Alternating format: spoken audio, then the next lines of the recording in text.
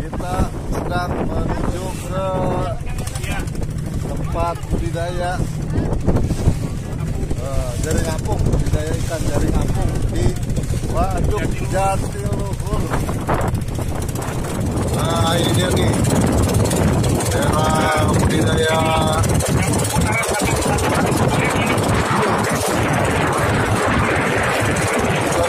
sendiri ya. Budidaya ikan di sini ada berapa orang jumlahnya? Jumlahnya kurang lebih kisaran 30.000 orang. Nah, 30.000 orang.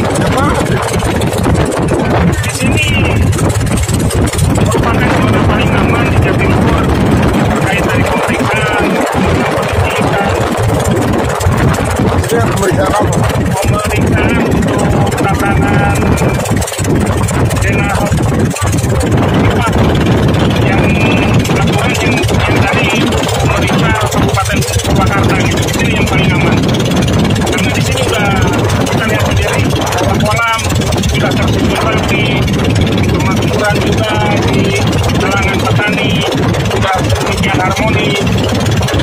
Gitu. Dan kami mengajak kepada semua ABK-ABK yang ada di Indonesia, masih banyak bro kesempatan di negara kita, nggak usah keluar negeri, hidup SPMB. Belum pikirannya juga ya. Iya.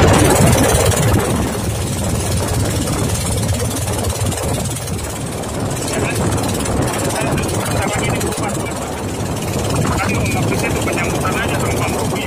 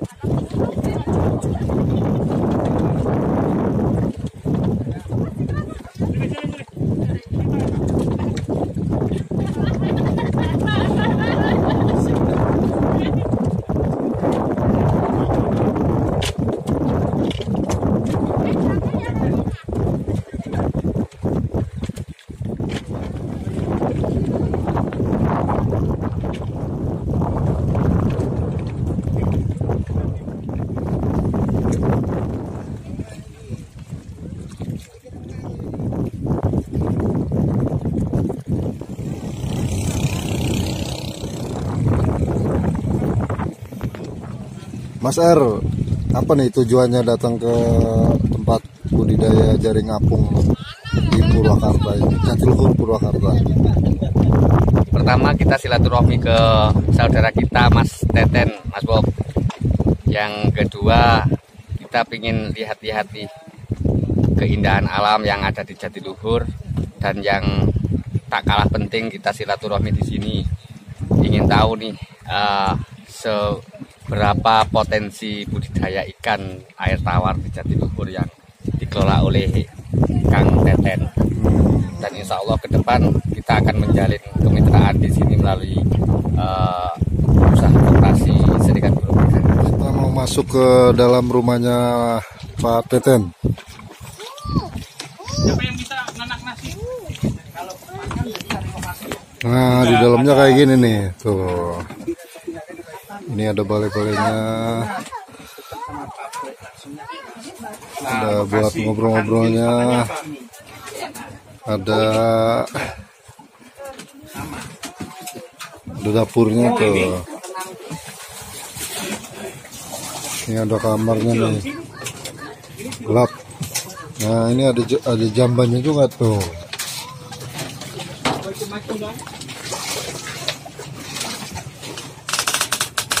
Ini baru ngobrol-ngobrol Ini kolamnya ada berapa sih Pak Teten? Ada 14. Ada 14. Jadi tiap kolam itu berapa bibit tuh? Itu rata-rata saya bikin 1,5 kintal. 1,5 kintal. Ya, jumlah yang sangat minimal dan maksimalnya itu 1 bisa kintal. ya.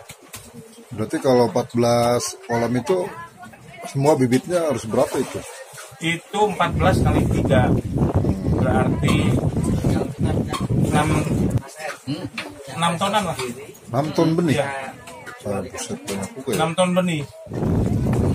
1 ton ikan, 2 ton ikan itu kita membutuhkan 2 kintal ikan, 2 kintal benih itu kita membutuhkan 5 ton pakan. Baru maksimal. Jadi kalau panen Ya, itu angin besar, Bang. untuk satu kintal benih ya? Ya, Itu jadi berapa kintal? 70% aja. Jadi 7 kintal dong? Enggak, kalau dari 1 kintal benih terus 1 ton pakan jadinya berarti 700 kilo. Kintal. 7 kintal. Ya, 700 kintal kurang lebihnya. 700 kilo. 700. Berarti 70% ya Iya. dari makan. Ya, Dari makanan minimal yang diberikan. itu. Minimal 70% dari makanan yang diberikan. Ya. Sekarang dengan harga sekarang 7 kali 2 udah 14. Ya. Harga ikannya berapa sih Pak? Kalau Daging saat ini 26 di sini. 26 apa? 26.000 per kilo. Oh, 26.000 per kilo.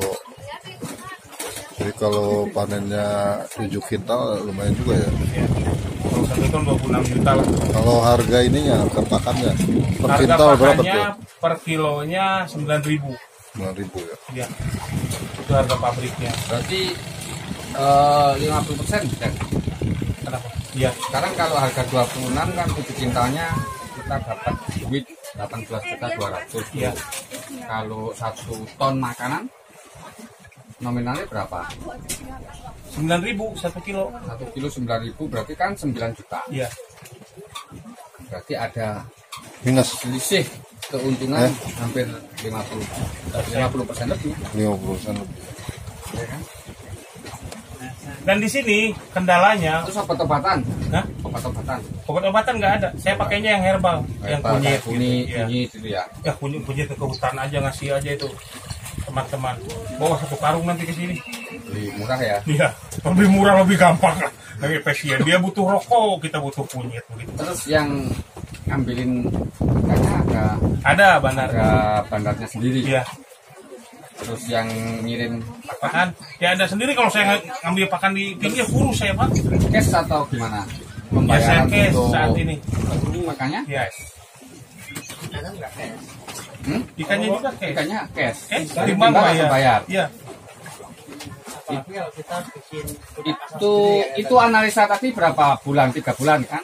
Itu lamanya. Nah, lamanya. Kalau ikan mas antara yang 60 hari tadi, apa? yang tadi kamu sampaikan ikan apa? Yang 1 ton makan 7 kintal Ikan mas. ikan mas, 7 kintal daging tadi ya. Iya.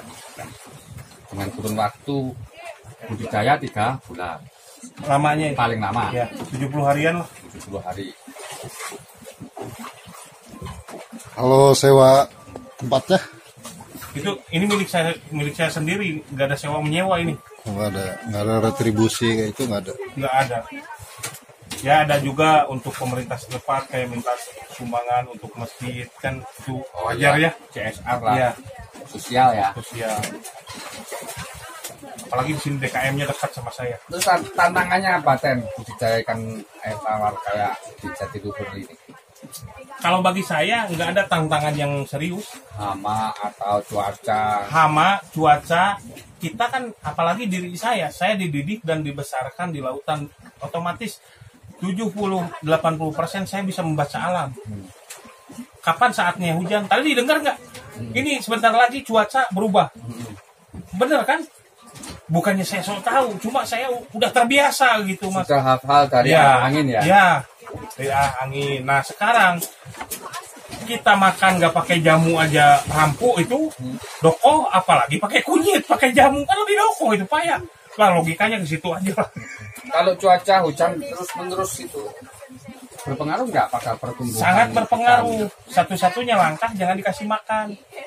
Dikasih apa, minum? Biarin aja. Mereka kan dengan hujan dengan hujan begitu, Pak, plankton keluar. Oh. Plankton Jadi dia makan plankton. Iya, plankton. Jangan takut kelaparan. Jangan takut busung kelaparan ini nggak dikasih makan ikan, nggak ada itu. Cuman pertumbuhannya Pengaruh. Nah, setelah hujan itu, misalnya hujan 3 hari sampai 1 minggu terus-terusan ya.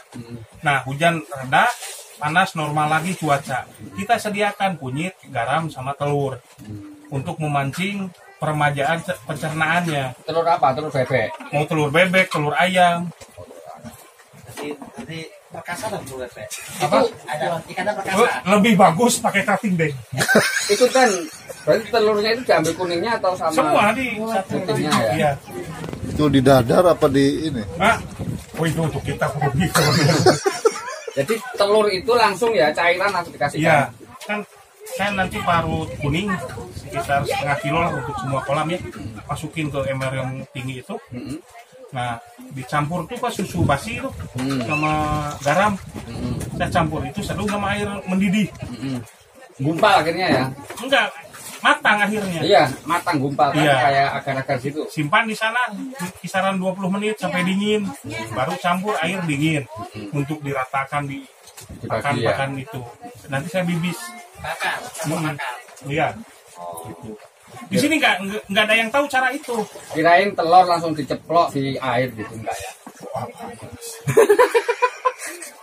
Kita diaduk nantinya. Iya. Jadi direbus dulu ya. Di sini saya sengaja tidak menggunakan obat-obatan dari Dinas Pertanian, Dinas Peternakan, enggak. Saya sempat kecewa sih sama mereka itu. Saya usahakan pernah di ayam boiler, ayam kampung, di bebek, di entog, di sapi, di kambing. Saya itu 50% melibatkan Dinas Kesehatan. Intinya dia itu perekonomian, bukan untuk ini kok, bukan untuk iya perekonomian, cari untung, bukan untuk demi berkembangnya petani. Bohong itu. Ini demi petani, ini akan tai lu. Kalau memang demi pakai sendiri aja. Ternyata Dia jualan obat, jualan pakan. intinya itu, kasarnya itu, Mas. Nah, dan udah saya praktekkan, ternyata lebih optimal obat-obat herbal sebagaimana sudah dikasih tahu sama nenek moyang kita. Kayak kunyit, jahe, apalagi kunyit besar itu, tapi bukan setum. Kunyit besar untuk jamu itu, nggak temulawak lah. Nah, itu lebih bagus. Analisa usaha ya. ya, sementara gimana perkiraannya, Pak? Jadi analisa usaha untuk budidaya ikan air tawar, ada nila, ada koi, macam-macam air tawar di Mas Teten ini patut untuk kita gali lebih detail. Tapi secara garis besarnya dari kita bincang-bincang tadi prospek banget. Artinya dari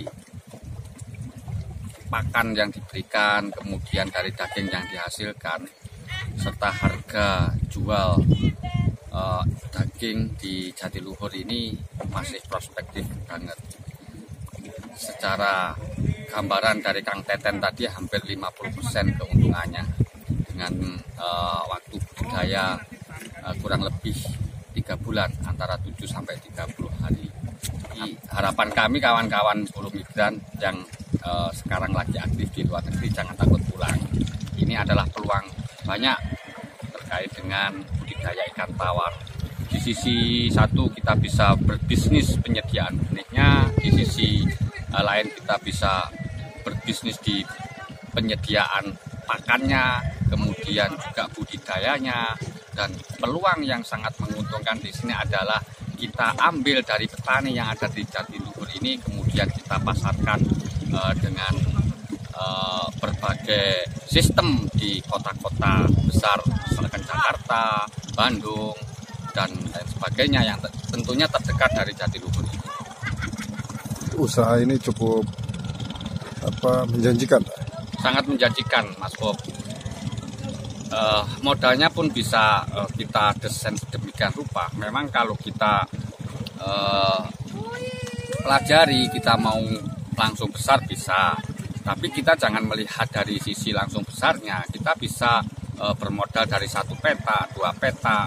Nah, di sini kita bisa berinvestasi, katakan 1 petanya untuk pengadaan petanya 5 juta.